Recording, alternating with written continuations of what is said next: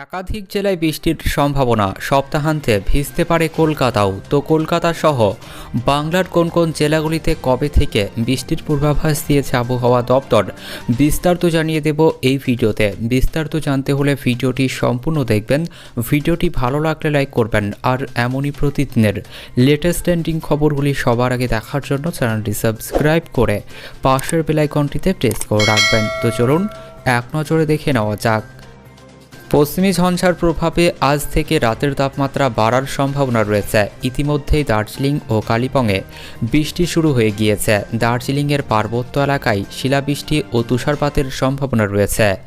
আর আগামী 23শে জানুয়ারি রবিবার রাজ্যের সব জেলাতেই বৃষ্টি হবে বলে আলিপুর আবহাওয়া দপ্তরের তরফে জানানো হয়েছে।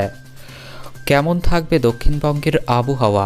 আজ ও আগামীকাল শনিবার উপকূলের জেলা পূর্ব মেদিনীপুর ও দক্ষিণ 24 পরগনায় বৃষ্টির সম্ভাবনা রয়েছে। রবি ও সোমবার বৃষ্টি হতে পারে কলকাতা সহ দক্ষিণবঙ্গের প্রায় সব জেলাতেই। আকাশ মেঘলা থাকবে, আর পশ্চিম বর্ধমান, বীরভূম, মুর্শিদাবাদ ও নদিয়া এবং উপকূলের জেলাগুলিতে বেশি বৃষ্টি হওয়ার সম্ভাবনা রয়েছে। কেমন থাকবে উত্তরবঙ্গের আবহাওয়া? দার্জিলিং ও কালিম্পংয়ে গতকাল থেকেই বৃষ্টি শুরু হয়ে গিয়েছে। শনিবার দার্জিলিং, কালিম্পং, আলিপুরদুয়ার, কোচবিহার ও জলপাইগুড়িতে বেশি বৃষ্টি হবে।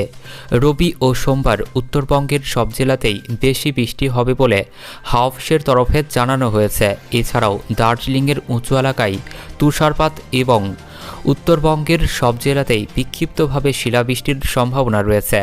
কেমন থাকবে কলকাতার আবহাওয়া? আজ সকাল থেকেই আংশিক মেঘলা ছিল কলকাতার আকাশ, তার সঙ্গে ছিল ঘন কুয়াশা। তবে বেলা বাড়ার সঙ্গে সঙ্গে কুয়াশা কেটে যায়, পরিষ্কার হয়ে যায় আকাশও। আজ সারাদিন কলকাতার আকাশ পরিষ্কার থাকবে বলে জানা গিয়েছে।